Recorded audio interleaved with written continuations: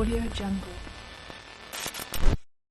Gostaria de saudar o nosso amigo Geraldo e pedir por gentileza que ele narre uma das experiências mais marcantes pessoalmente que teve ao lado do nosso amado Chico. Ele já falou de algumas, mas vamos deixar que ele puxe alguma aí que vem pro querido Guilherme Lazzarini, que mandou aqui uma contribuição pra gente. Alguma história legal que você tem aqui para acrescentar? Uma das que mais me marcou foi mais em final da década de 80, em determinado dia, o Chico falou comigo que ele já não diferenciava, não sabia diferenciar se o espírito era encarnado, se era uma pessoa encarnada ou se era desencarnado. Para ele era tudo igual, não é? E eu fiquei assim muito pensativo sobre isso e ainda muito jovem, eu não compreendi isso. Como que é igual? A gente é diferente, porque a gente está aqui de carne e osso, né? E ele falava que ele tinha às vezes que perguntar à pessoa se a pessoa estava encarnada ou não. Que ele via todos os espíritos também, da mesma forma que via a gente. E não compreendi. Ele me falou isso, mas eu não entendi. Aí, passados alguns meses, aconteceu um fato que aí eu fui compreender. Nós estávamos almoçando com ele em Uberaba e chegaram duas senhoras, uma mãe e a sua filha. Vamos dizer que a filha tivesse aí no final dos 20 e poucos anos, 28 anos, 29 anos, a mãe um pouco mais velha, né? E elas chegaram muito chorosas, muito emotivas, e eu não as conhecia, mas vi que era conhecida do Chico, todas duas. E ele abraçou-as com muita alegria, falando o nome delas. Abraçou a mais nova primeiro, falou o nome dela. Depois abraçou a mãe, falando o nome dela, e ela discretamente chorando. Aí ele se virou assim e abraçou o ar. E falou o nome de uma terceira mulher, né? E todo mundo ficou assim, né? O Chico está abraçando o ar. Aí que elas choraram mais ainda. As duas caíram no pranto.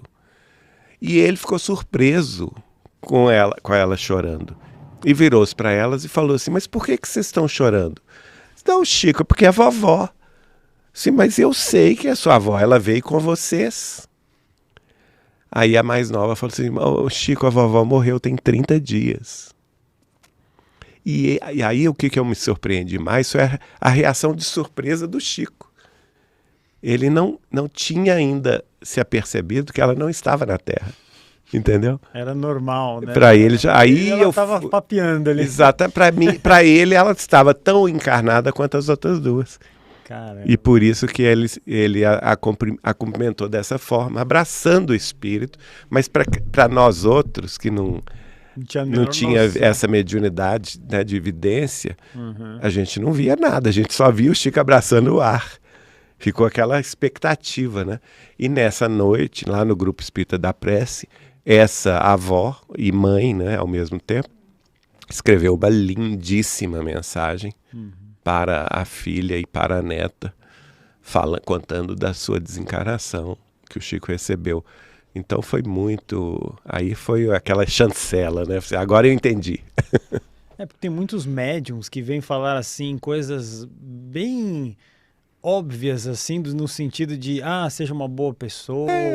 Sim, até eu sou médium. Exatamente. Eu vou falar, faço bem, seja bonzinho na escola. São coisas genéricas, totalmente sem graça.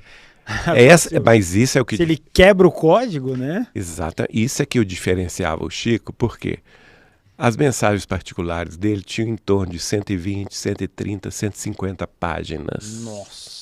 Cada uma. Muito detalhe. Cada uma. E ele psicografava, eu e Bacelli já fizemos essa conta, uma média de 10 mensagens. Por isso que ele demorava horas e horas escrevendo. Eram 10 mensagens por reunião pública. Particulares, sem contar dos benfeitores espirituais. Então, você imagina, ele escrevia 1.500 páginas por reunião, né? Essas 120 páginas, 130, 140, o que mais surpreendia? Os detalhes inquestionáveis de identificação do espírito. Primeiro, o Chico, a maioria delas, o Chico não conhecia as famílias. não tinha nenhum contato com elas. Nós somos testemunhas disso durante 21 anos. Eram pessoas que ele não tinha intimidade alguma. No entanto, o espírito que se manifestava... Eu mesmo já levei pessoas que nem espíritas eram, né? Por exemplo, a Vivian, que desencarnou no acidente de automóvel em Belo Horizonte, na Avenida do Contorno, com Prudente de Moraes, aos 18 anos de idade. Eu levei a mãe e o pai dela lá, e ela se manifestou de uma forma tão inquestionável, e a mãe e o pai eram católicos, não tinham nenhum conhecimento de espiritismo e nenhum contato com Chico Xavier. E ela vai contar a morte dela. Então ela colocou o nome da bisavó, do bisavô que veio recebê-la, né? Ela vai colocar, por exemplo, eles eram da cidade de Luz, que dista mais ou menos umas 2 horas de carro de Belo Horizonte, na região do Campo, e que no passado essa família teve escravos no século XIX. Então ela cita, por exemplo, uma ama de leite escrava, o nome dela, que era um grande espírito benfeitor da família, que também a recebeu, não é?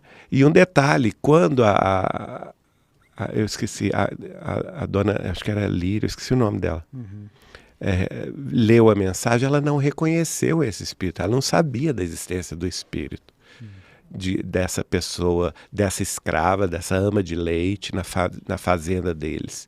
Aí ela foi pesquisar. Quando foi pesquisar, ela tinha 2 tias-avós que tinham vivido no século XIX e que já estavam com 90 anos nessa ocasião e reconheceram. Quando ela perguntou, elas confirmaram, não, tinha sim a dona fulana. Ela depois foi escrava liberta, não é? Mas ela era a ama de leite da família. Olha só. Tem provas irrefutáveis. São provas irrefutáveis.